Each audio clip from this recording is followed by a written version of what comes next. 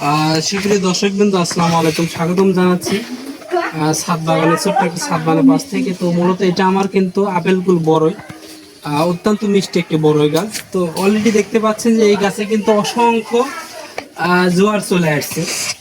তো এই সময়তে যে ভুলগুলো মানুষ করে থাকে, যে এবং এই যে মৌমাছি দেখতে পাচ্ছেন অনেক, কিন্তু এই যে মৌমাছি একটু ওদিকে দেখান, এই যে মৌমাছি এগুলো কিন্তু এখন ফুলে আসছে।